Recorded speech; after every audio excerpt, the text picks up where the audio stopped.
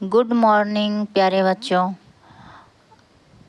Shri Ganesh study YouTube channel पे आपका बहुत स्वागत है। मैं प्रज्ञा आज इंडियन ज्योग्राफी का क्लास को लेके आई हूँ। इंडियन ज्योग्राफी में हम पढ़ेंगे नदी तंत्र। नदी तंत्र में आज महत्वपूर्ण टॉपिक है गंगा नदी, जो कि यहाँ से बहुत ही ज़्यादा एग्जाम में क्वेश्चन पूछे जाते हैं। चाहे बीपीएससी टीआरई 1 हो, बिहार दरोगा हो, झारखंड टीचर हो, झारखंड दरोगा हो, चाहे ऑल ओवर इंडिया के सारे एग्ज़ाम में आपका जो है इसमें क्वेश्चन यहाँ से आते हैं। तो चलिए ज़्यादा देर नहीं करते हुए स्टार्ट करते हैं। ये महेश कुमार वर्णवाल का बुक है। इसी से महत्वपूर्ण फैक्ट आज इस क्लास में डिस्कस करेंगे और डिटेल से। अगर आपने पिछले क्लास को नहीं देखा है, विजिट नहीं किया है, तो प्लीज़ आप पिछले क्लास को भी विजिट करें, क्योंकि संपूर्ण जानकारी पूरी नदी तंत्र के बारे में पिछले वीडियो में भी मैं बता चुकी हूँ। तो इसके लिए पिछले वीडियो में मैं जहाँ तक मुझे याद है कि पूरा का पूरा आपका सिंधु नदी तंत्र की पूरी सहायक नदियाँ, सिंधु नदी के बारे में, उनकी सहायक नदी पंच नदी के बारे में पूरे डिटेल से हम पढ़ चुके हैं। तो आज का टॉपिक है गंगा नदी तंत्र। तो चलते हैं, स्टार्ट करते हैं गंगा नदी तंत्र के बारे में।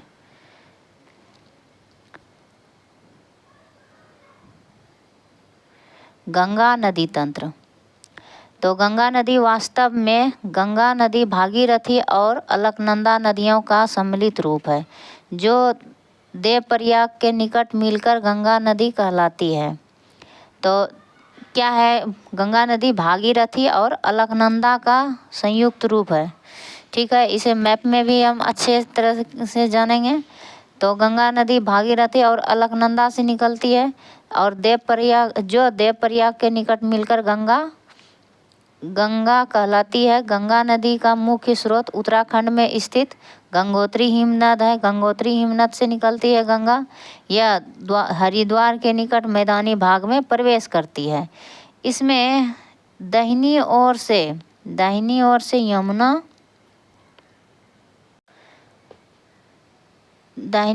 यमुना नदी प्रयागराज इलाहाबाद के निकट मिलती है। दक्षिणी पठार से आकर गंगा नदी में मिलने वाली नदियां सोन नदी है आपका। आगे दामोदर नदी छोटा नागपुर पठार से जल ग्रहण करके इसमें आकर मिलती हैं। तो सोन नदी छोटा नागपुर पठार से आकर सोन नदी में मिलती है। सोन नदी जो है और गंगा में आके मिलती हैं दक्षिणी पठार से, और दामोदर नदी छोटा नागपुर पठार से जल ग्रहण करके इसमें आकर मिलती हैं। पुनपुन तथा टोंस जैसी छोटी नदियां भी दाहिनी ओर से इसमें मिलती हैं। गंगा के बाएं तट पर मुख्य सहायक नदियां पश्चिम से पूरब, तो मुख्य सहायक नदियां हैं पश्चिम से पूरब, ऐसे बहती हैं पश्चिम से पूरब। इस प्रकार है रामगंगा, गोमती, घग्गरा के बाद ही काली नदी बनती है। फिर गंडक, कोसी, बूढ़ी गंडक, बागमती तथा महानंदा। गंगा नदी की सबसे अधिक लंबाई उत्तर प्रदेश में है। तो गंगा नदी की सबसे अधिक लंबाई कहाँ है, तो यूपी में है। तो आपने देखे बाईं ओर से, लेफ्ट साइड से और राइट साइड से जो गंगा में मिलने वाली नदियां हैं, राइट साइड से आपका मिलने वाली यमुना, सोन, टोंस, पुनपुन, और बाद में जाकर दामोदर नदी भी इसमें आकर मिल जाती हैं छोटा नागपुर पठार से जल ग्रहण करके। उसके बाद आप लेफ्ट राइट साइड से देखें गंगा की सहायक नदियाँ। लेफ्ट साइड से मिलने वाली नदियाँ आपका है रामगंगा, गोमती है, घघरा है, गंडक है, कोसी है, बूढ़ी गंडक है, बागमती है और महानंदा है। ये पश्चिम से पूरब की ओर से आकर मिलती हैं बाएं तरफ से, और उत्तर प्रदेश में जो है गंगा नदी की सबसे अधिक लंबाई है। आगे है फरक्का के बाद गंगा नदी दक्षिण पूर्व की ओर बहते हुए बांग्लादेश में प्रवेश करती है। तो फरक्का के बाद जो है फरक्का बैराज है, यहाँ से गंगा दक्षिण पूर्व की ओर बहते हुए बांग्लादेश में प्रवेश कर जाती हैं। उसके बाद पद्मा कहलाती हैं। तो बांग्लादेश में गंगा नदी को क्या कहा जाता है? तो पद्मा कहा जाता है। इसके बाद है आपका यहाँ से गंगा कई धाराओं में बंटकर डेल्टाई मैदान में दक्षिण की ओर बहती हुई समुद्र में मिल जाती है। फिर पश्चिम से पूर्व दिशा में जब बहती हैं दक्षिण पूर्व में, तो उसके बाद आपका दक्षिण भाग में पूरे तरह से समुद्र में जाकर बंगाल की खाड़ी में मिल जाती हैं। आगे है इस हिस्से में यह भागीरथी हुगली जैसे ही बंगाल में प्रवेश करती हैं, पद्मा कहलाती हैं। तो यहाँ कई धाराओं में बढ़ जाती हैं गंगा। बटने के बाद आपका इस हिस्से में यह भागीरथी हुगली नाम से जानी जाती है। तो ये भागीरथी जो नदी है ये हुगली के नाम से जानी जाती है पश्चिम बंगाल में।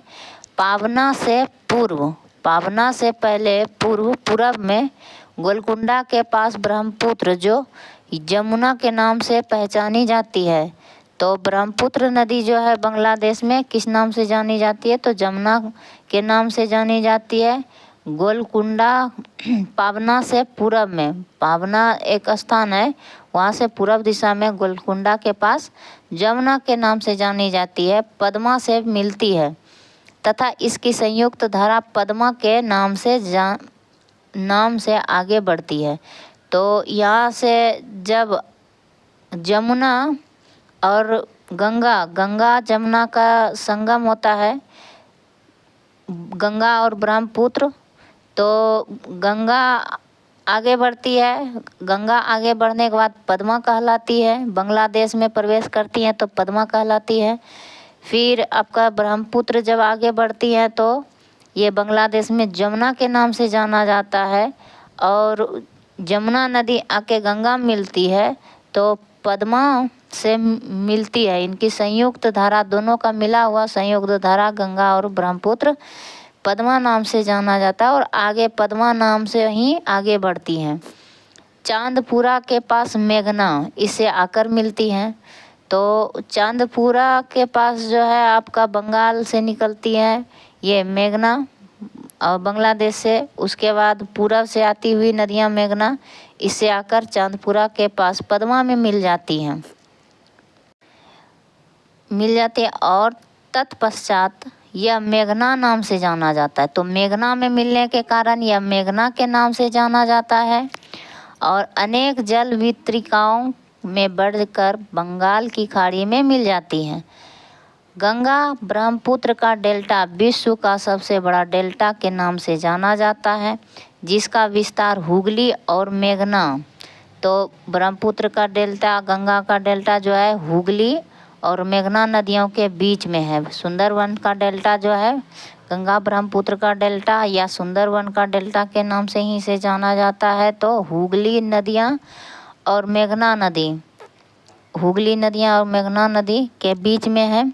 डेल्टा का समुद्री भाग घने वनों से ढका है। सुंदरी वृक्ष की अधिकता के कारण यह सुंदरवन कहलाता है। हुगली को विश्व की सबसे अधिक विश्वासघाती नदी कहते हैं। तो अधिक विश्वासघाती नदी है हुगली। तो अधिक ट्रेचेरस नदी है हुगली मानी जाती है हुगली को। आगे है इसी के तट पर कोलकाता बंदरगाह स्थित है। तो हुगली नदी के तट पर कोलकाता बंदरगाह स्थित है, जिससे पूर्व का लंदन कहते हैं। तो कोलकाता का बंदरगाह को क्या कहते हैं? पूर्व का लंदन। आइए अब हम जानते हैं मैप पे गंगा नदी को। तो इस तरह से गंगा नदी को अगर हम पढ़ेंगे तो हमें याद हो जाएगा पूरी तरह से कि गंगा नदी तंत्र के बारे में हम अच्छी तरह से जान जाएंगे। तो आपका ये जो है सतोपत ग्लेशियर सतोपत हिमनद से अलकनंदा नदियाँ निकलती हैं। यहाँ से सतोपत से निकलती है अलकनंदा नदी और गंगोत्री हिमनद से निकलती हैं ये आपकी भागीरथी नदी। तो ये क्या है आपका भागीरथी नदी।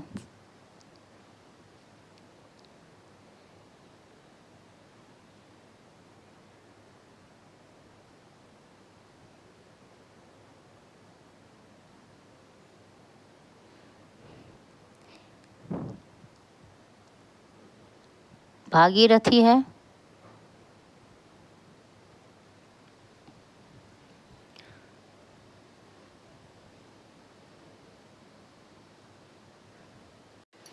तो ये हो गया आपका भागीरथी नदी यहाँ से आपका, और अलकनंदा का संगम को आप देवप्रयाग कहेंगे। देवप्रयाग, और यहीं से आपका गंगा का उद्गम होता है। वास्तविक उद्गम गंगा का होता है देवप्रयाग से। तो इससे पहले जो है सतोपत ग्लेशियर से जो निकलता है सतोपत हिमनद, और यही है बद्रीनाथ। बद्रीनाथ से यहीं से निकलती है आपका धौली गंगा। ये धौली गंगा आकर मिलती है विष्णु प्रयाग में। अलकनंदा और धौली गंगा जहाँ से निकलता है तो वहीं इसे बोलते हैं विष्णु प्रयाग। और जहाँ नंद जो है नंद प्रयाग से नंदाकिनी निकलती है आपका। नंदाकिनी जो है आपका नंदा देवी पर्वत से निकलता है, और नंदा देवी पर्वत से निकलता है नंदाकिनी नदी ये। और ये आके नंद प्रयाग में अलकनंदा और आपस में नंदाकिनी जब मिलती है तो नंद प्रयाग कहा जाता है। इसके बाद है पिंडार नदी। पिंडार नदी आपका निकलता है उत्तर भारत से। तो उत्तर भारत से निकलने के बाद ये आपका हो गया पिंडार नदी, और अलकनंदा जहाँ मिलती हैं तो उसे बोलता है कर्ण प्रयाग। और उसके बाद आगे बढ़ते जा रही है अलकनंदा। अलकनंदा आगे बढ़ी और इधर से जो है आपका केदारनाथ से, तो ये आपका हो गया केदारनाथ से मंदाकिनी नदी निकलती है। मंदाकिनी नदी और अलकनंदा जहाँ आपस में मिलती हैं तो उसे क्या कहते हैं रुद्रप्रयाग। तो ये हो गया आपका रुद्रप्रयाग। ये आपका रुद्रप्रयाग हो गया। मंदाकिनी नदी और अलकनंदा को मिलने से रुद्रप्रयाग हुआ, और रुद्रप्रयाग जो ये मंदाकिनी नदी केदारनाथ से निकलती है सॉरी। और यमुना नदी जहाँ से निकलती है उसे गंगोत्री हिमनद कहते हैं। गंगोत्री हिमनद से निकलती यमुना नदी, और इटावा को पार होते हुए हमीरपुर और बांदा के बाद ये आप गंगा में प्रयागराज में, इलाहाबाद के प्रयागराज में आकर मिलती हैं। तो यहाँ गंगा और यमुना का संगम होता है प्रयागराज के इलाहाबाद में। तो आगे है आपका, ये आपने जान लिया यमुनोत्री। ये है आपका यमुनोत्री ग्लेशियर। ये हो गया आपका गंगोत्री। ये हो गया केदारनाथ, और ये बद्रीनाथ। बद्रीनाथ सतोपत ग्लेशियर में ही है। बद्रीनाथ जो महादेव का टेम्पल है। और उसके बाद आप देखिए ये जो यमुना नदी है ये आके बाईं तरफ से गंगा में मिल रही है, और सॉरी दाईं ओर से मिल रही है। इधर से आपका गंगा का उन्मुख हुआ, इधर से ऐसे आप इधर से जा रहे हैं पूरब की ओर, तो आपका हाथ जो है इधर आपका इधर हो जाएगा बायां, इधर हो जाएगा दायां। तो ये दायां हो गया, ये बायां हो गया। तो ये बाईं तरफ से मिलने वाली नदियां हो गई। ये जितने भी नदियां हैं बाईं तरफ से मिलने वाली नदियां हैं। और इसमें आप देखिएगा कि ऐसे मिलती हैं नदियां जो है, ऐसे मिलती हैं, ऐसे ऐसे कैसे, तो इस प्रकार मिलती हैं। ये हो गया पश्चिम से पूरब की ओर बहती है नदियाँ। आगे है पश्चिम से पूरब की ओर आपका बाएं ओर से मिल रही हैं नदियाँ। बाईं तरफ से मिलने वाली नदियाँ कौन कौन से हैं गंगा नदी में? तो गंगा तो देवप्रयाग से बनता है। देवप्रयाग के बाद यहाँ से गंगा निकलती है, वास्तविक रूप से यहाँ से गंगा कहलाती है। और इनका जो है स्रोत पहले से सतोपद ग्लेशियर हो गया, आपका केदारनाथ हो गया, गंगोत्री से हो गया, गंगोत्री से हो गया। गंगोत्री जहाँ आके मिली अलकनंदा में, जैसे ही आके मिली अलकनंदा में तैसे ही देवप्रयाग हुआ और यहाँ से गंगा नदी का उद्गम हुआ। गंगा नदी की सहायक नदियाँ देख लीजिए, बाईं तरफ से मिलने वाली नदियाँ कन्नौज के पास मिलती हैं आपका रामगंगा। उसके बाद है आपका गोमती नदियाँ हैं जो कि निकलती है फुलहर झील से, पीलीभीत, यूपी के पीलीभीत से फुलहर झील से निकलती है गोमती नदी और ये गाजीपुर में आके मिलती है। कन्नौज के पास रामगंगा, गाजीपुर के पास हो गया गोमती नदी, गाजीपुर गोमती नदी फुलहर झील से निकलती है गोमती। उसके बाद काली नदियाँ हैं, काली नदियाँ इसी के पहले है आपका, उसके बाद है यही काली नदियाँ आके आपस में और करनाली आपस में मिलती हैं तो घघरा नदी कहलाती है, करनाली और काली।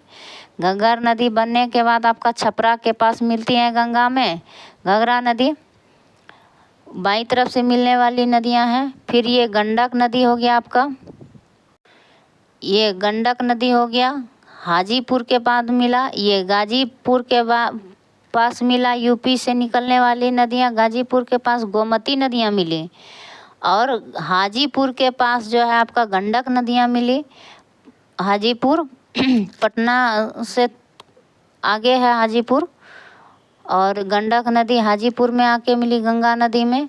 उसके बाद यहाँ से निकला नेपाल से निकलते हुए नेपाल के हिमनद से तो आपका कटिहार जिला में आकर कोसी नदी गंगा में आपस में मिलती है, कोसी नदी गंगा में मिलती है कटिहार के पास।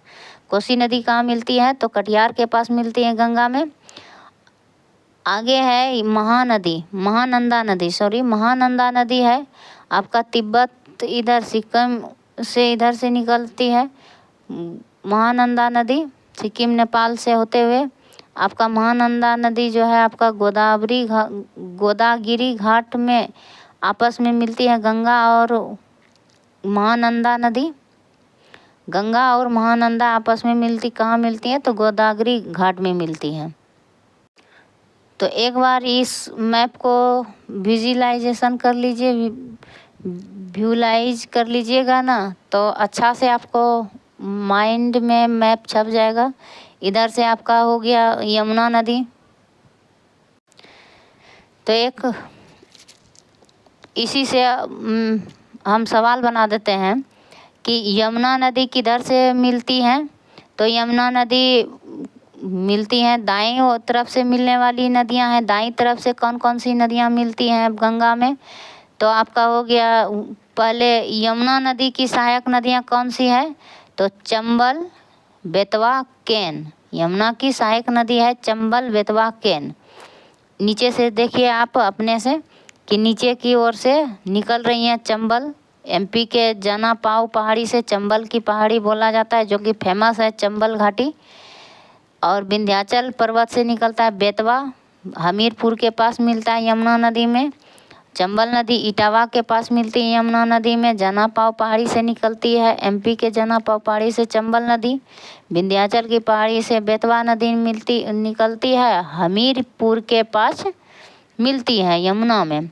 केन नदी जो है कैमूर की पहाड़ी से निकलती है, बांदा में यमुना नदी के साथ मिलती हैं।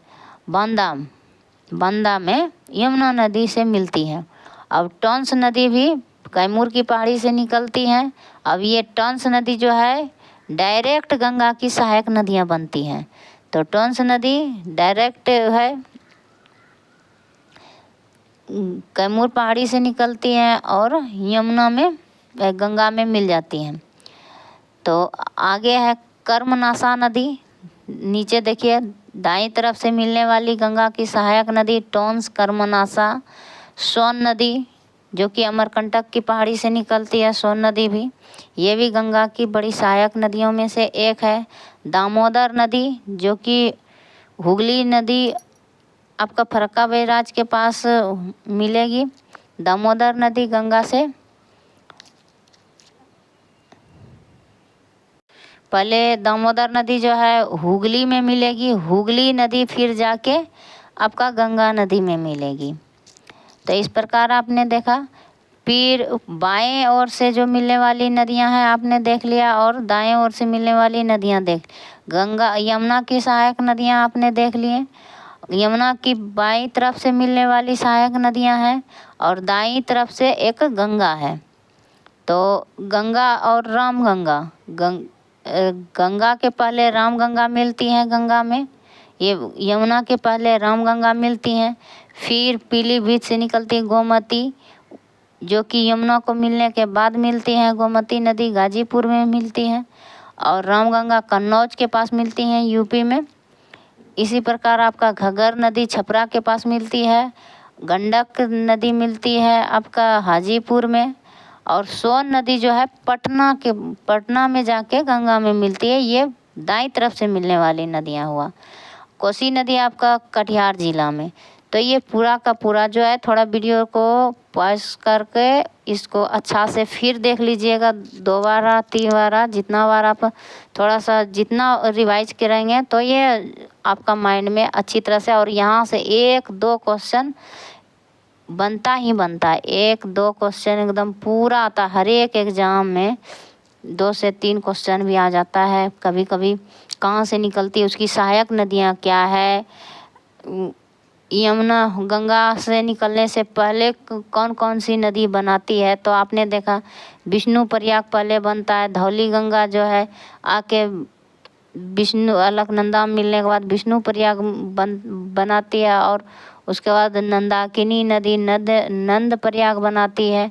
फिर पिंडार नदी कर्ण प्रयाग बनाती है, मंदाकिनी नदी रुद्र प्रयाग बनाती है, और भागीरथी नदी देव प्रयाग बनाती है।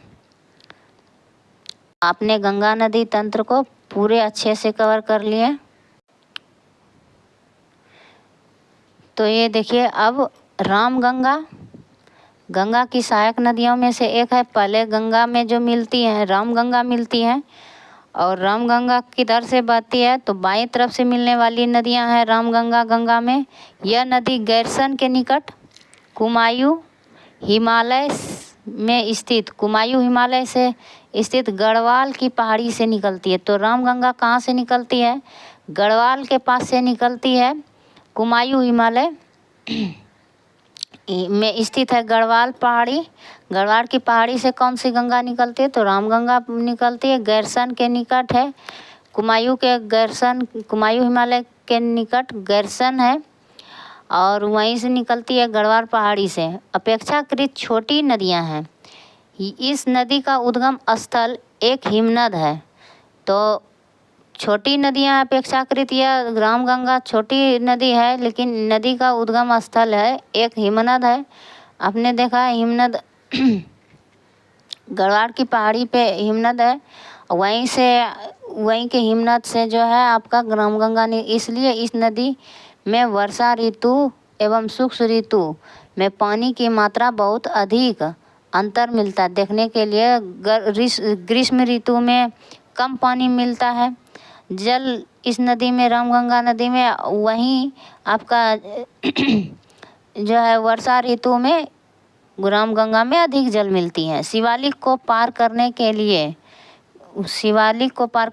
बाद यह नदी, शिवालिक हिमालय जो है उसके बाद पार करने के बाद यह नदी अपना मार्ग दक्षिण पश्चिम दिशा में, पहले पूरब से पश्चिम बहती है, उसके बाद शिवालिक हिमालय को पार करने के बाद दक्षिण पश्चिम दिशा की ओर बनाती हैं अपना मार्ग दक्षिण और पश्चिम दिशा में बनाती हैं अपना। उसके बाद पहले आपका जो है ऐसे बहती हैं, फिर शिवालिक को पार करते हैं, फिर दक्षिण पश्चिम दिशा में ऐसे बनाती हैं। तो कैसे, ऐसे आके ऐसे इनका प्रवाह जो होती है रामगंगा का, इस तरह आके फिर ऐसे गंगा नदी में मिल जाती है। ऐसे यहाँ देवप्रयाग हो गया, ये भागीरथी हुआ, यहाँ से मिलने के बाद ही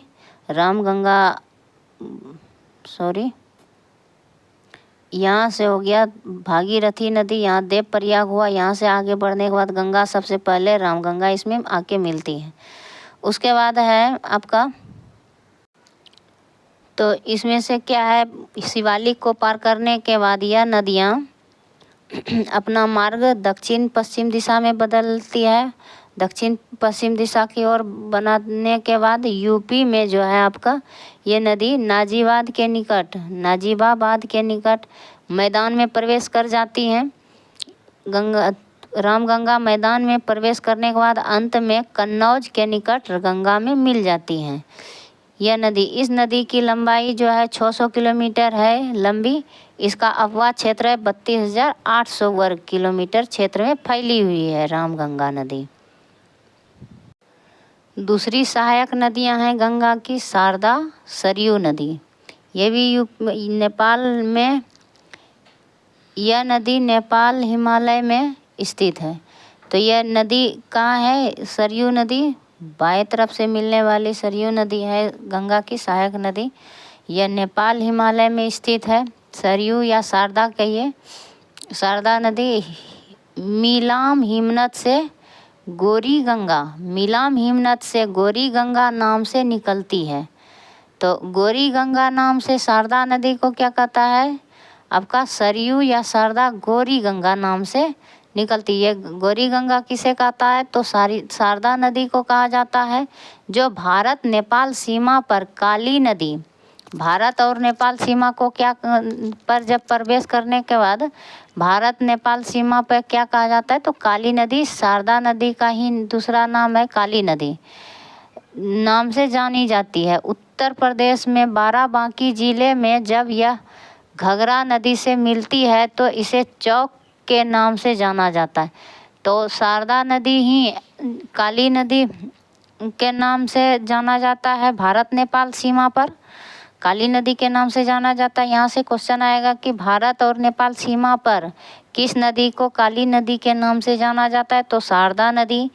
और आगे हो जाएगा कि यूपी के बाराबांकी जिले में जब यह घाघरा नदी में मिलती है, यूपी के बाराबांकी जिले में जब यह घाघरा नदी से मिलती है तो इसे चौक, कौन सा नदी को चौक के नाम से जाना जाता है? तो बाराबांकी में यूपी के पास चौक नदी के नाम से शारदा नदी को जाना जाता है या सरयू नदी को।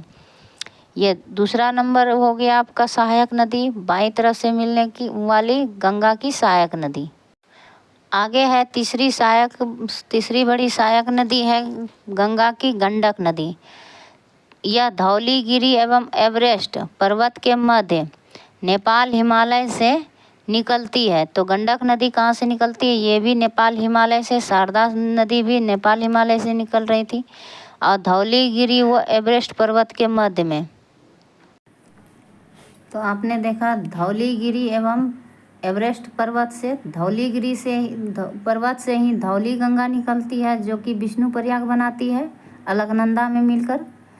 धौलागिरी से पर्वत से धौली गंगा निकलती है, ठीक है।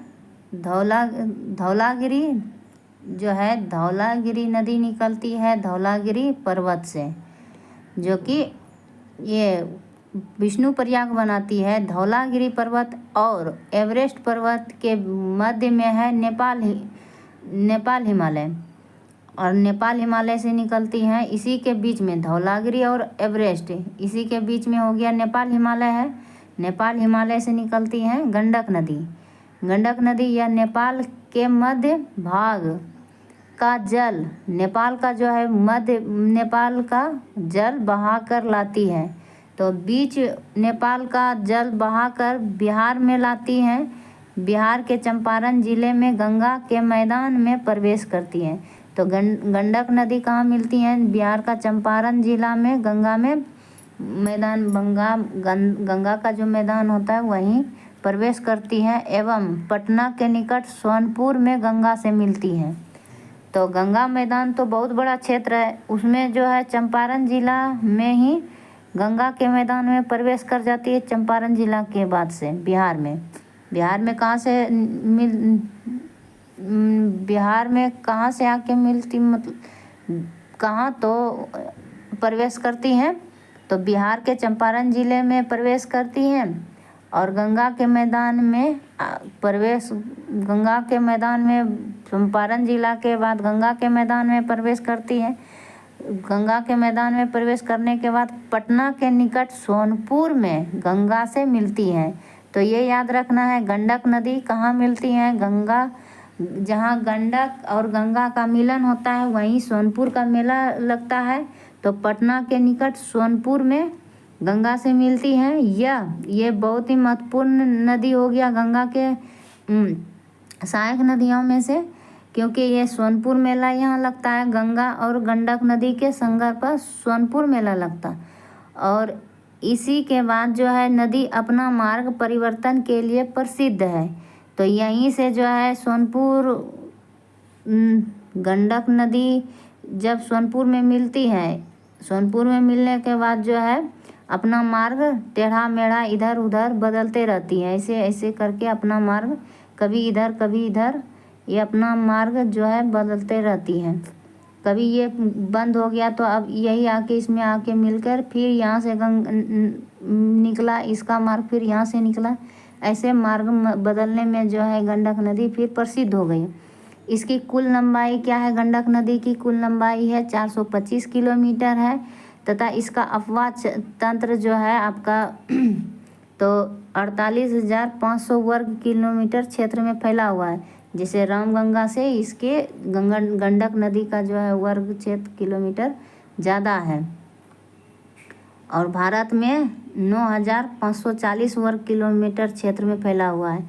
ये नेपाल में है और उसके बाद नेपाल के थोड़े से ही भाग में 9,540 वर्ग किलोमीटर क्षेत्र भारत का क्षेत्र छेकता है गंडक नदी।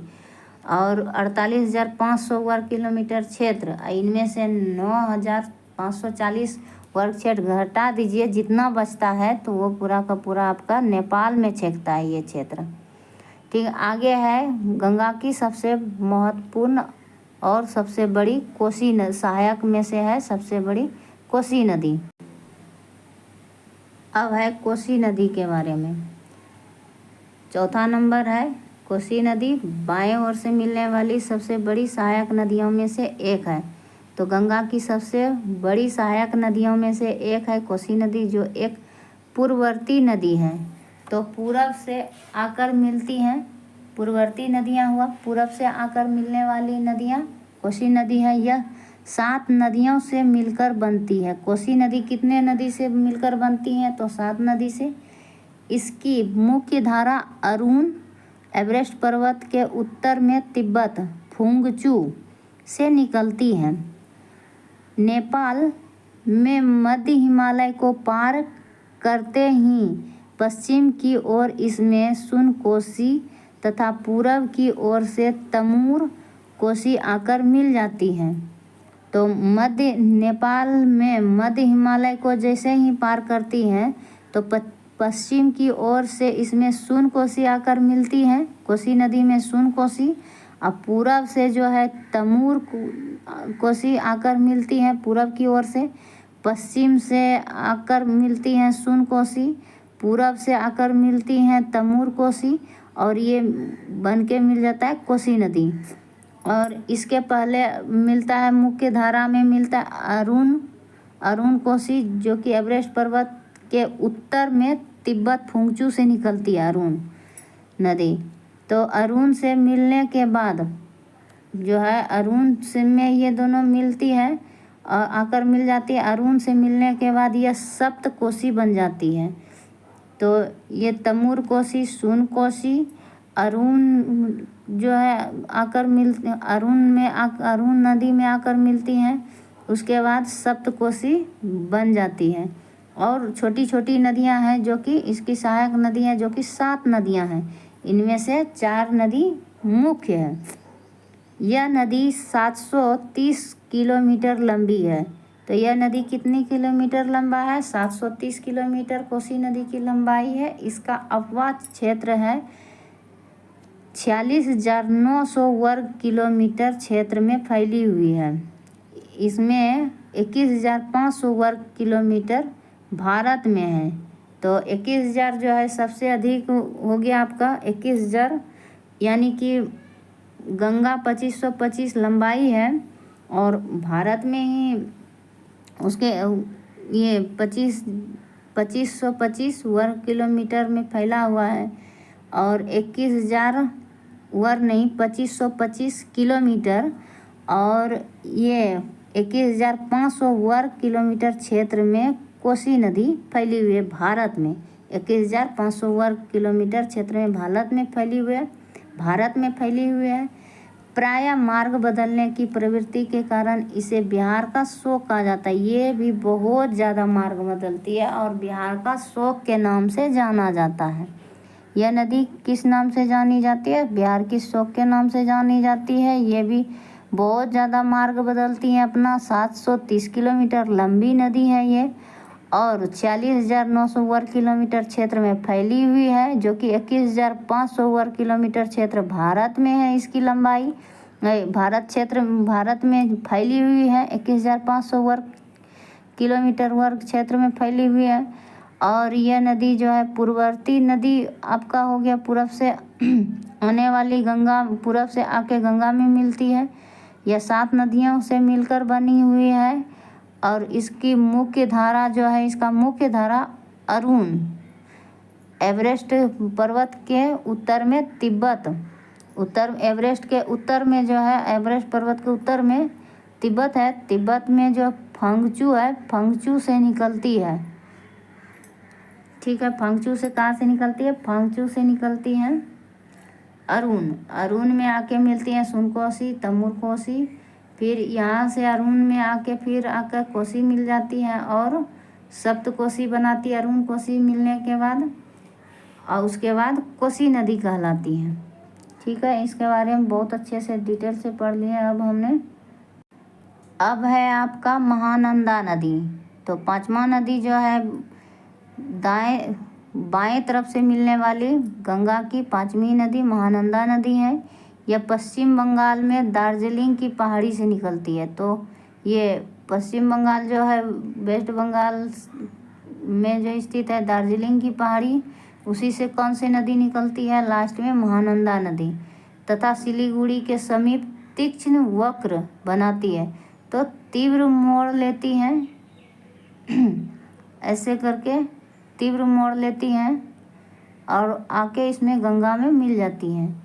तो बनाती हुई गंगा में मिल जाती हैं, ऐसे आके ऐसे मिल जाती हैं। महानंदा नदी ये हुआ बाईं तरफ से मिलने वाली नदियाँ। और महानंदा नदी के बारे में और थोड़ा सा फैक्ट है, तथ्य जो है कि भारत में यह गंगा के बाएं एवं उत्तरी तट की अंतिम सहायक नदी है।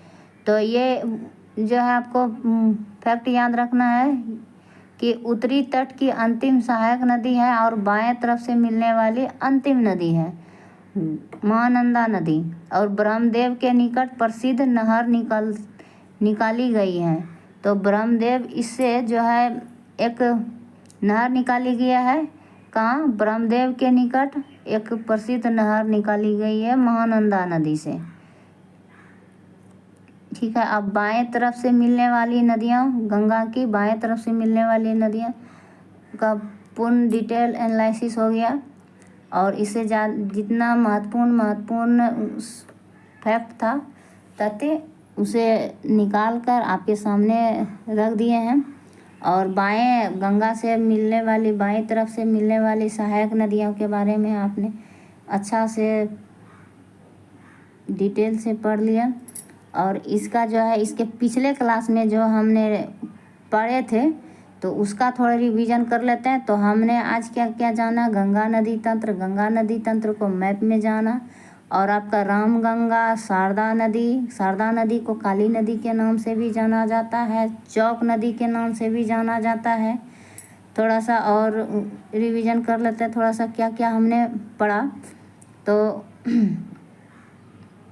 शारदा नदी को मिलाल हिमनद से गोरी गंगा के नाम से निकलती है। नेपाल हिमालय में स्थित जो है मिलाल हिमनद गोरी गंगा के नाम से निकलती है। शारदा नदी को क्या कहता है? गोरी गंगा। इसी भारत नेपाल सीमा पे इसी को काली नदी कहा जाता है। उसके बाद काली नदी के मिलने के बाद बाराबंकी ज़िले में जब यह घघरा नदी में मिलती है, तो घघरा नदी में जब मिल जाती है आपकी काली नदी, जो कि नेपाल और भारत सीमा पे बनाती है, काली नदी बोलता है काली नदी का जल विवाद तो वही हुआ काली नदी जल विवाद भारत नेपाल सीमा पर बनाता है। घाघरा नदी से मिलने के बाद यह चौक के नाम से जाना जाता है। सरयू नदी, शारदा नदी, गोरी नदी, काली नदी इसी का नाम हो गया, और चौक नदी। और इसी के बाद हो गया आपका गंडक नदी, धौलागिरी एवं एवरेस्ट पर्वत से निकलती है। धौलागिरी और एवरेस्ट पर्वत के बीच में है, नेपाल हिमालय से निकलती है गंडक नदी। और इसका जो है लंबाई है गंडक नदी का 425 किलोमीटर लंबाई है और 48,500 वर्ग किलोमीटर क्षेत्र में फैला हुआ है, और जो कि भारत में 9,540 वर्ग किलोमीटर क्षेत्र में फैला हुआ है। तो आपका गंडक नदी के बारे में भी आपने पढ़ लिया। उसके बाद बिहार का चंपारण में ये मिलती है, आके प्रवेश करती है। उसके बाद चंपारण से निकलने के बाद गंगा नदी में मिल जाती है गंडक नदी। कोसी नदी आपने देखा, सप्त कोसी इसे कहा जाता है। 7 नदियों का से मिलने के बाद कोसी नदी बनता है। ये पूर्ववर्ती नदी है, पूरब की ओर से बहने वाली नदी है। कोसी नदी पूरब की ओर से आगे गंगा में मिलती है। तो सोन कोसी मिलती आती है पश्चिम की ओर से, और पूरब की ओर से आती है तमूर कोसी, और ये अरुण में मिल जाती है। अरुण में मिलने के बाद बन जाता है सप्तकोसी। सप्तकोसी बनती है, इसकी लंबाई है कोसी नदी की 730 किलोमीटर लंबाई है। और पूरा वर्ग क्षेत्र में जो इसका फैला हुआ है विस्तार है तो 46,900 वर्ग किलोमीटर क्षेत्र में फैला हुआ है कोसी नदी। और भारत में जो है 21,500, 21,500 भी बोल सकते हैं, वर्ग किलोमीटर क्षेत्र में कोसी नदी भारत में फैली हुई है।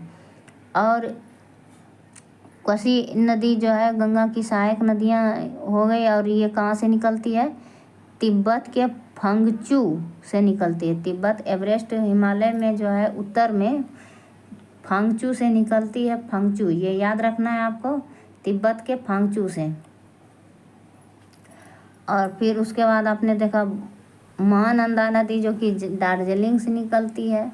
दार्जिलिंग से निकलती है और गंगा की बाएं तरफ से मिलने वाली अंतिम नदी है। गंगा की सहायक नदियों में से अंतिम नदी है, और पूरब और उत्तर से मिलने वाली, बाएं तरफ से मिलने वाली गंगा की अंतिम नदी है। और ब्रह्मदेव के निकट जो है प्रसिद्ध नहर निकाली गई है, ब्रह्मदेव के निकट। और अंतिम सहायक नदी हुआ बाएं तरफ से। और इसके पहले आपने देखा गंगा नदी के बारे में। तो गंगा नदी का मुख्य धारा कहाँ से निकलती है? तो भागीरथी नदी। भागीरथी कहाँ से निकलती? केदारनाथ से निकलती है भागीरथी। और अलकनंदा निकलती है बद्रीनाथ से, जो कि सतोपत ग्लेशियर होता है।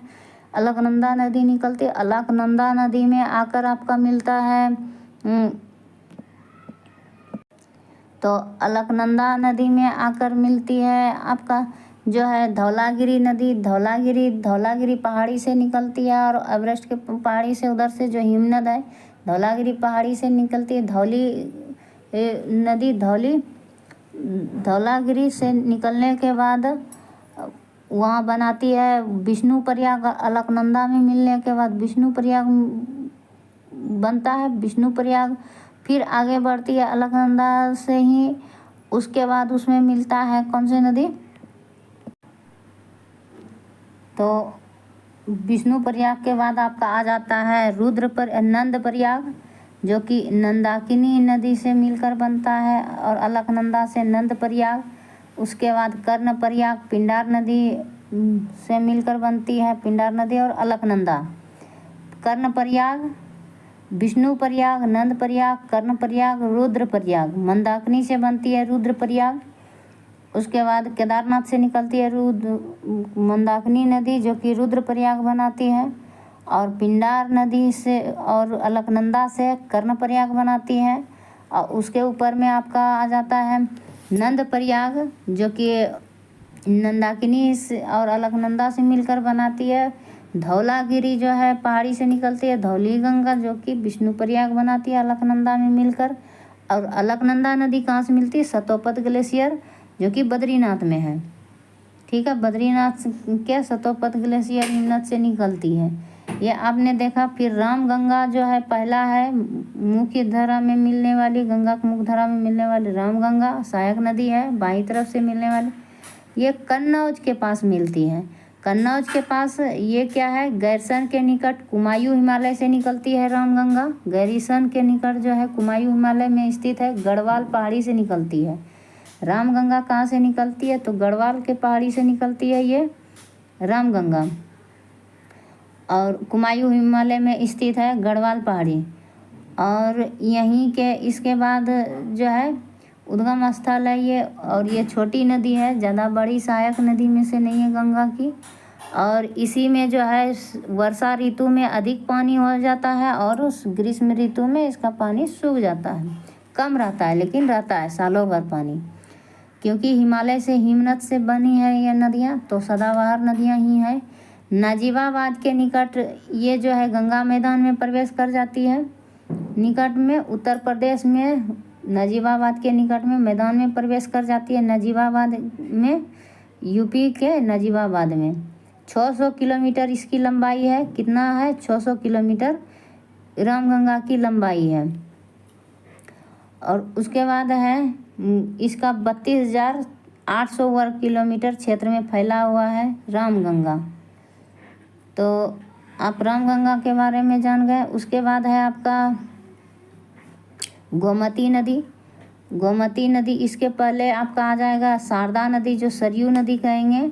शारदा, सरयू और नहीं, गोमती आएगा। गोमती के बाद शारदा या सरयू नदी आएगा, क्योंकि सरयू नदी को ये काली नदी कहा जाता है ना।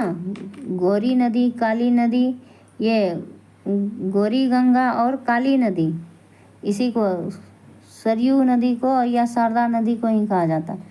आपका ये गोमती नदी जो हो गया, फुलर झील के पीलीभीत से निकलता है गोमती नदी, और ये गाजीपुर में मिलती है गोमती। गाजीपुर और गोमती गंगा में आके मिलती है यूपी के गाजीपुर में।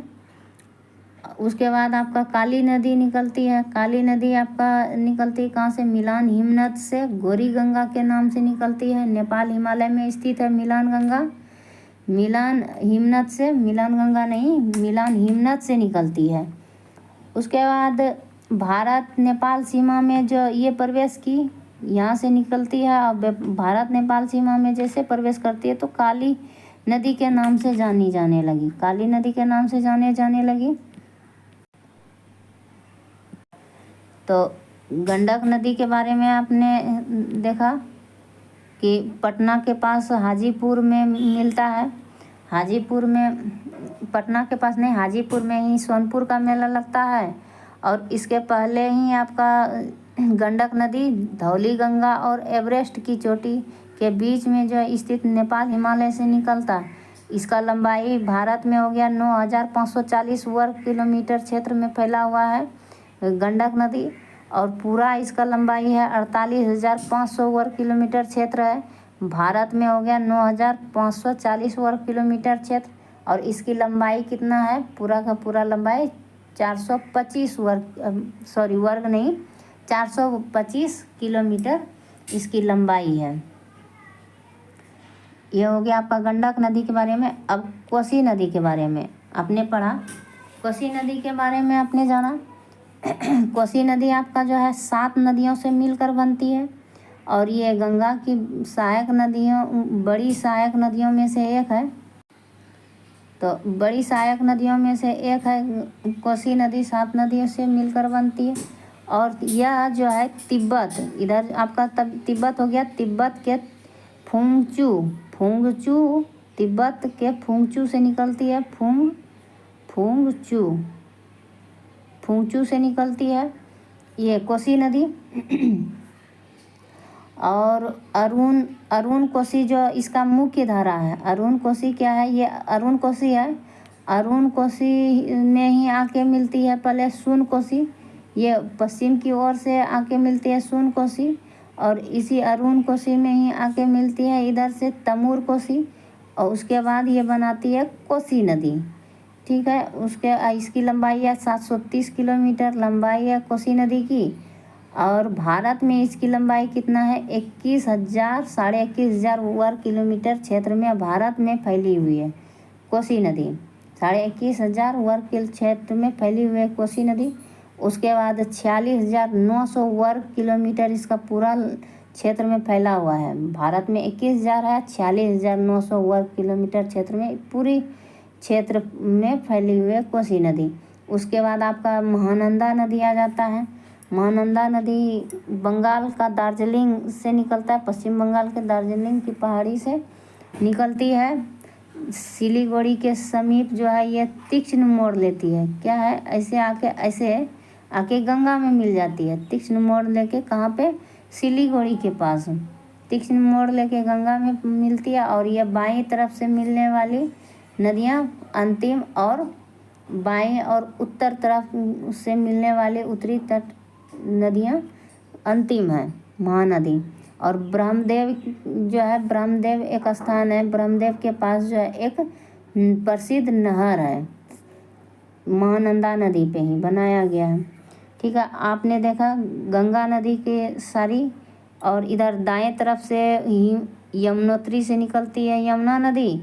यमुना नदी में मिलती है आपका चंबल, इटावा के पास मिलती है, और बेतवा मिलती है हमीरपुर के पास। बेतवा नदी आपका विंध्याचल पहाड़ी से निकलती है, और चंबल नदी निकलती है जनापाऊ पहाड़ी एमपी से निकलती है। और ये इटावा के पास आके यमुना नदी में मिलती है। इटावा के पास चंबल नदी मिलती है यमुना में। और विंध्याचल की पहाड़ी से आपने देखा ऊपर में कि यमुनोत्री, गंगोत्री, सतोपत ग्लेशियर और केदारनाथ, और उसके बाद सतोपत ग्लेशियर, बद्रीनाथ। तो 4 था जो कि निकला। 4 तीर्थ से 4 नदी निकला। और उसके बाद यमुनोत्री से जो यमुना नदी निकल रही है, तो उसी प्रकार यहाँ से आपका जो जनापाऊ पहाड़ी, विंध्याचल की पहाड़ी, कैमूर की पहाड़ी, और ये सोन नदी अमरकंटक की पहाड़ी से निकलती। तो ये 4 इधर भी आपको जो है मोटा मोटी याद रखना है। अमरकंटक की पहाड़ी, कैमूर की पहाड़ी, विंध्याचल की पहाड़ी और जनापाऊ की पहाड़ी। जनापाऊ की पहाड़ी से निकलती है चंबल नदी, और विंध्याचल की पहाड़ी से निकलती है बेतवा नदी। उसके बाद कैमूर की पहाड़ी से निकलती है 3 नदियाँ। कैमूर की पहाड़ी से निकलती है 3 नदियाँ। तो केन नदियाँ निकलती है जो बांदा के पास यमुना में मिलती है। यमुना की सहायक नदियाँ हैं, बांदा के पास मिलती हैं। उसके बाद कैमूर से एक और नदी निकलती है जो टोंस नदी है। टोंस नदी है आपका मिलती है ये गाजीपुर और प्रयागराज के बीच में टोंस नदी, ये भी कैमूर जिला से निकलती है। और ये गंगा में डायरेक्ट मिलती है टोंस नदी। उसके बाद कैमूर की पहाड़ी से 3 नदियों में से केन, टोंस और कर्मनासा नदी। कर्मनासा नदी पटना और छपरा के बीच में गंगा में आकर मिलती है। कर्मनासा ये दाईं तरफ से मिलने वाली है।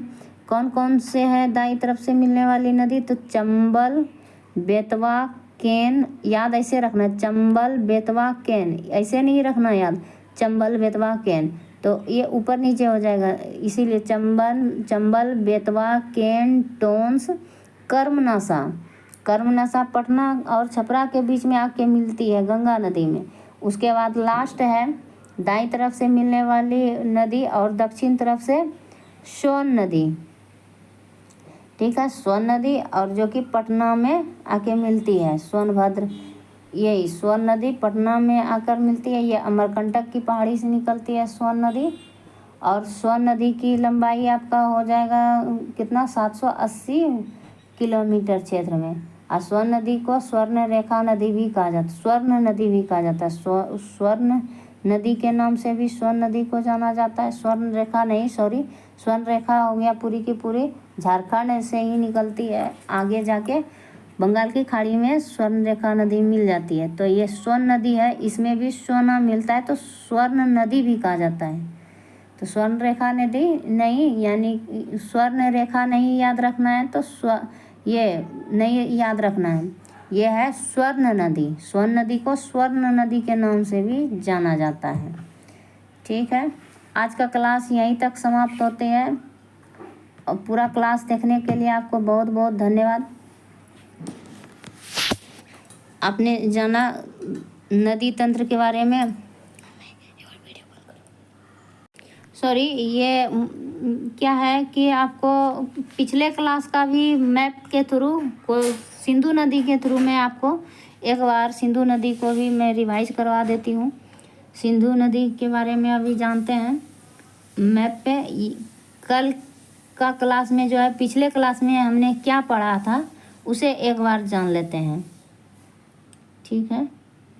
अभी नहीं रखेंगे, और 2 मिनट ये क्लास होगी प्लीज़। तो ये पिछले क्लास में हमने जाना था ये सिंधु नदी के बारे में। एक बार 2 मिनट इसे रिवाइज कर देती हूँ। ये जो है बोखरचू झील है यहाँ पे आपका तिब्बत में, और केदारनाथ का बोखरचू झील है, यहीं से बोखरचू झील से हिमनद से निकलती है।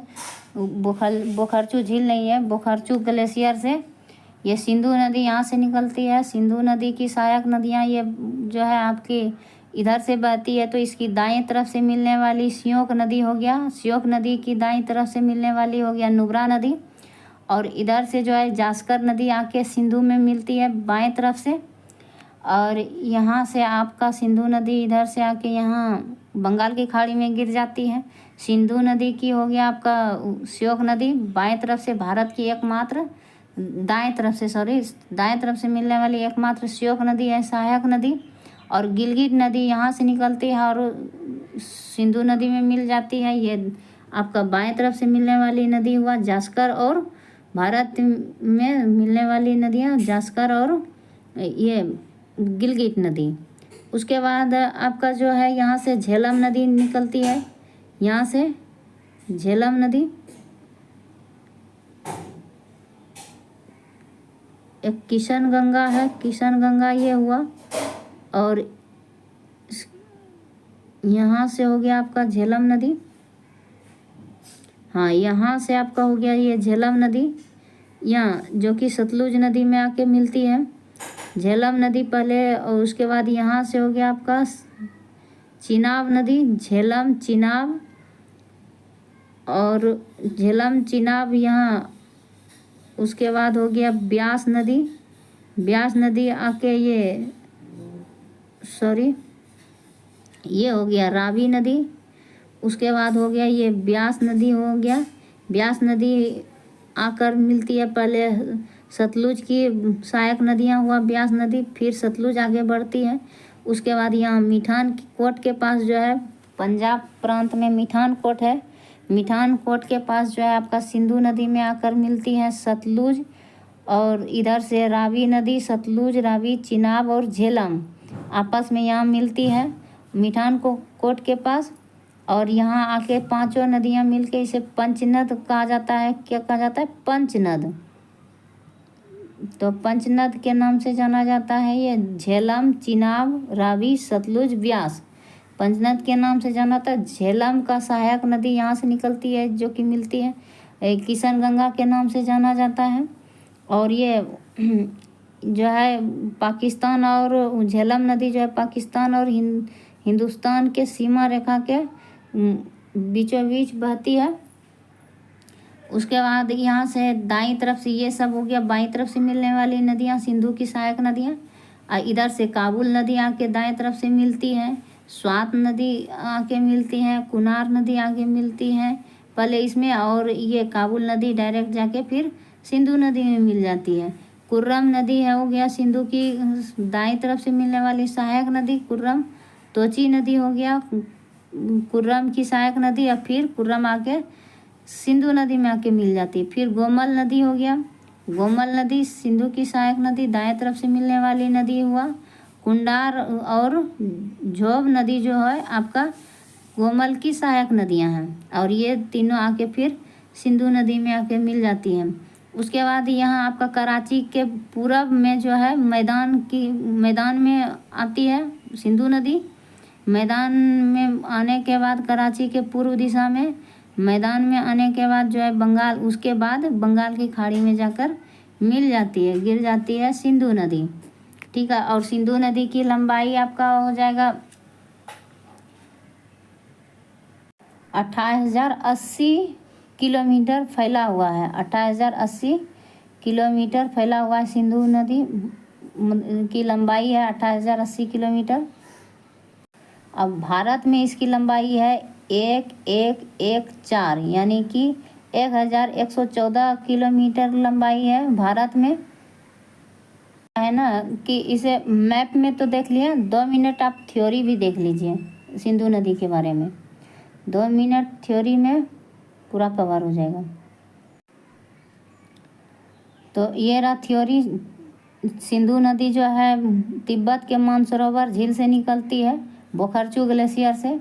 मानसरोवर झील है, न कि बोखरचू झील है। तो बोखरचू ग्लेशियर है, मानसरोवर झील से निकलती है। मानसरोवर झील से के पास ही कैलाश चोटी की दूसरी चोटी से निकलती है। उसके बाद यहाँ आपका जो है ब्रह्मपुत्र नदी के ठीक विपरीत बहती है। ये ब्रह्मपुत्र नदी भी यहाँ मानसरोवर झील के पास से ही निकलती है, जो कि पूर्व दिशा में बहती है। ये पश्चिम दिशा में बहती है। और भारत में इसकी लंबाई हो गया 1,114 किलोमीटर, और इसका पूरा जो है 2880 किलोमीटर है आप लंबाई, पूरी लंबाई। और 11,65,000 वर्ग किलोमीटर क्षेत्र में फैला हुआ इसका संग्रहण क्षेत्र है सिंधु नदी का। और 1960 में जल समझौता हुआ था, सिंधु जल समझौता, जिसके तहत भारत में जो है जिसके तहत भारत में सिंधु और झेलम चेनाब नदी की 20% जल ग्रहण होगा, भारत करेगा। जल का उपयोग 20%, सिंधु झेलम चेनाब का 20%, सतलज रावी का 80% उपयोग करेगा भारत, 80% सतलज रावी का। और सिंधु नदी का, सिंधु झेलम चेनाब का 20% जल का उपभोग करेगा भारत। 1960 के जल समझौता के तहत ये मुख्य फैक्ट हो गया। सिंधु जल समझौता हमेशा आता है। तो अब उसके बाद इधर मिठानकोट के पास मिलता है जास्कर, सिगार और गिलगित नदी, जो है बाईं ओर से मिलने वाली नदियां हो गया इधर से। और दाईं तरफ से श्योक, काबुल, कुर्रम, गोमल नदी हो गया। अटक पंजाब के पास जो है पाकिस्तान में, इसकी सहायक नदियां सिंधु में जो है मिलती है, 5 सहायक नदियां, ये पंचनद जो है। उसके बाद दक्षिण पश्चिम की ओर बहते हुए कराची के पूर्व में अरब सागर में ये मिल जाती है। उसके बाद हमने पढ़ा था झेलम नदी को क्या कहता है, तो झेलम नदी को तीस्ता नदी कहा जाता है। ये कहाँ से निकलती है, तो वेरीनाग झरने से निकलकर 212 किलोमीटर लंबाई बहती है, पीर पंजाल पर्वत से निकलती है। कश्मीर घाटी के पीर पंजाल पर्वत से निकलती है, वेरीनाग झरने से। फिर आपने देखा था कि वेरीनाग झरने से निकलने के बाद 212 किलोमीटर बहती है। उसके बाद बहते हुई वुलर झील में मिल जाती है। वुलर झील में मिल जाती है। ये झेलम नदी को तीस्ता नदी भी कहा जाता है। श्रीनगर जो है इसी नदी के तट पर स्थित है। किस नदी पर, तो झेलम नदी के तट पर स्थित है। भारत पाकिस्तान के समांतर प्रवाहित होती है, मुजफ्फराबाद से मंगला तक।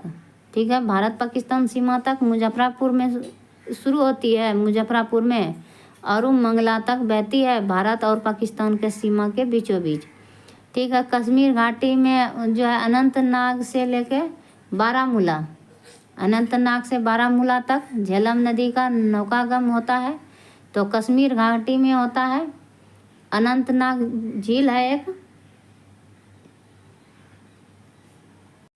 अनंतनाग झील से लेके बारामूला तक बहती है, हो गया। इसमें शिकारा, बाजरे, ये सब जो है, बजरे ये नौका का नाम है, ये सब चलता है। फूल फल की खेती होती है झेलम नदी में, जो नौका पर फूल फल, और नीलम जाके फिर ये किशन गंगा आके मिलती है इधर से झेलम नदी में। और यही किशन गंगा बाद में प्रवेश करती है पाकिस्तान में, तो किशन गंगा को नीलम नदी कहा जाता है पाकिस्तान में।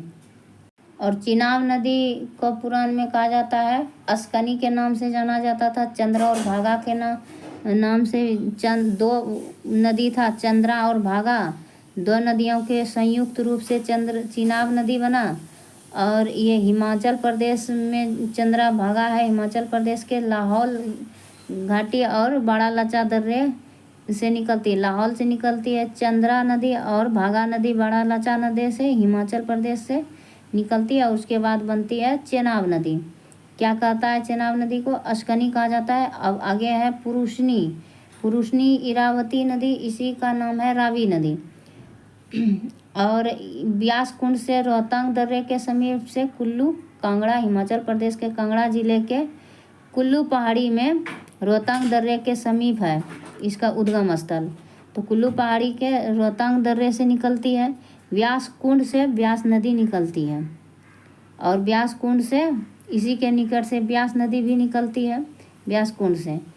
और कुल्लू पहाड़ी से रोहतांग दर्रे से निकलती है आपका रावी नदी। और इसका लंबाई हो गया 725 किलोमीटर लंबाई है रावी नदी का। ब्यास नदी अब कुल्लू की पहाड़ी में स्थित है। रोहतांग दर्रा इसके दक्षिणी ओर से निकलता है। ब्यास नदी ब्यास कुंड से हरिके नामक स्थान पर सिंधु नदी में मिल जाती है। ब्यास नदी 470 किलोमीटर लंबी है ब्यास नदी। और ब्यास नदी को पुराण में बिपाशा कहा जाता है, बिपाशा के नाम से। अब सतलुज नदी सतुद्री कहा जाता है आपका। सतलुज नदी को सतुद्री के नाम से जाना जाता है। सहायक नदी है, राक्षस ताल झील से निकलती है सतलुज नदी। और सतलुज नदी चिनाब की सहायक नदियां हैं। राक्षस ताल से निकलती है, शिवकिला दर्रे के पास से भारत में प्रवेश कर जाती है। ठीक है, तिब्बत के पास से हो गया बड़ा सतलुज। तिब्बत के मानसरोवर झील के समीप से ही निकलती है राक्षस ताल झील से सतलुज नदी। शिवकिला दर्रा से होकर भारत में प्रवेश करती है। हिमाचल प्रदेश में शिवकिला दर्रा स्पीति नदी इसी की मुख्य सहायक नदी है। यह एकमात्र पूर्ववर्ती नदी है जो हिमालय के 3 श्रेणियों को अपरदित कर प्रभावित होती है। और भाखड़ा नंगल जो बांध है सतलुज नदी पर ही बनाया गया है। भाखड़ा नंगल बांध कहाँ बनाया गया? सतलुज नदी पे। इसका मुख्य फैक्ट यही हो जाएगा, भाखड़ा नंगल बांध और सतलुज नदी की लंबाई 150 किलोमीटर है। और इसकी कुल लंबाई 150 किलोमीटर लंबाई है। और कितना क्षेत्र में फैला है? 28,090 वर्ग किलो क्षेत्र में फैली हुई है सतलुज नदी। भाखड़ा नंगल बांध कहाँ है? तो हिमाचल प्रदेश में सतलुज नदी पर स्थित है। ठीक है, धन्यवाद। और इसके बाद आपने देखा आज गंगा नदी के बारे में। फिर कल देखेंगे। तो आगे जानेंगे हम गंगा की इधर से बहती है तो दाएं तरफ से बहने वाली मुख्य नदियाँ। बाएं तरफ से बहने वाली नदियों के बारे में आप आज जाना, तो कल पढ़ेंगे हम चंबल नदी, केन, बेतवा, केन, सोन नदी, इस सब के बारे में जो गंगा की दाईं तरफ से मिलती है, गंगा की सहायक नदियों के बारे में। ठीक है, और कल का क्लास भी बहुत ही महत्वपूर्ण रहेगा, उसे देखना नहीं भूलिएगा प्लीज़। तो पूरा वीडियो देखने के लिए बहुत बहुत धन्यवाद। आपका दिन शुभ हो, मंगलमय हो। पढ़ते रहिए, मस्त रहिए, व्यस्त रहिए और एक सीट लेके जाइए। बीपीएससी टीआरई में एक सीट पक्का करके जाइए। धन्यवाद। ये ना बोलिए, आपको वीडियो अच्छा लग रहा होगा तो लाइक एंड सब्सक्राइब। धन्यवाद। जय हिंद। आपको अगर थोड़ा सा भी वीडियो पसंद आया हो तो प्लीज़ लाइक, सब्सक्राइब और शेयर अवश्य करें। कमेंट में कैसा लगा मेरा वीडियो, कमेंट में कमेंट करके प्लीज़ बताएं।